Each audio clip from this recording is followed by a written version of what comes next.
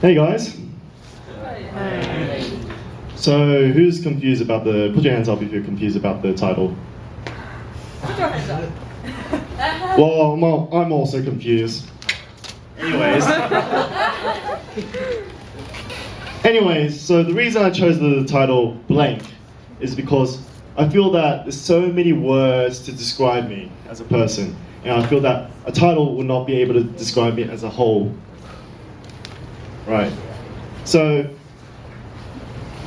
the thing about blank is that that's my neutral position. It's like I have a very blank expression. So every time, so when I was sitting in that corner just in the speech, I was just like in a state not thinking about anything. You know what's actually interesting is that I've looked through, I was actually searching this up 2 hours ago on my laptop, is that when men have the ability to not think about anything, whereas women, they do not have the ability to, because sometimes when someone tells you just sit there for 15 minutes and not think about anything, it's pretty hard, right? Because sometimes they think it's like, right now they're probably thinking, why the hell did he put the wallet on the table? Why did he put the phone on the podium? Why is the podium blue? Why am I wearing green? Why am I talking about women? Who knows? Whereas men, on the other hand, if you put a camera inside their head when they think about nothing, I can guarantee you, inside their head, it's probably a blank screen. If not, the best thing is probably a screensaver. It's like on the computer, it's like do. Anyways, leading to my other thing is that, so when I was talking about blank, but the human nature within society is that when they see a blank under a title, they feel there's a need to complete the blank, to describe something. Correct?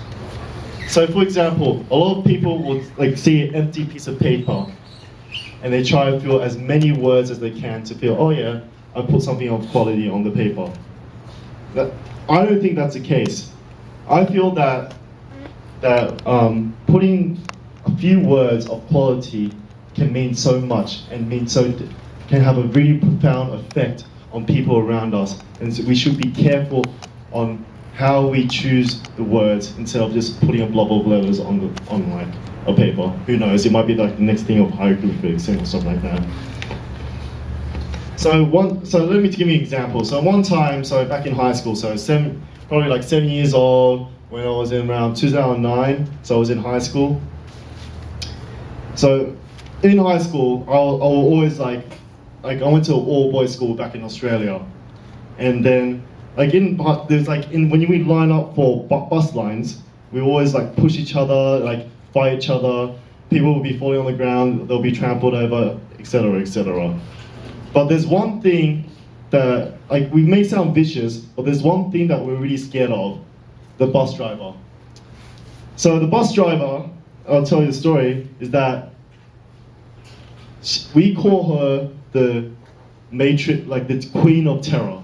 Because the reason we call her the Queen of Terror is that every time we step on the bus, we're really noisy on the outside, but as soon as we step on the bus, she just looks at us, rolls her eyes, goes, kids these days.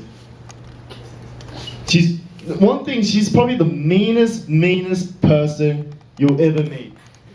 Well, every time you say a single word, she'll shout, it's like, hey, you, stop talking.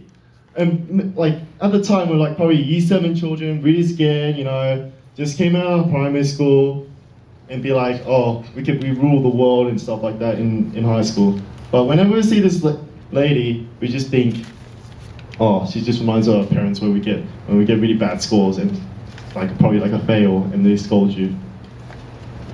But there's one time I have this friend, it's called Adrian, and he walked up, he was like, Adrian's kind of like a really short Asian guy right next to me, and he was like, but he really likes to talk a lot. And one time, he walked up to the bus driver, right? And he said these few words, which still struck to me today.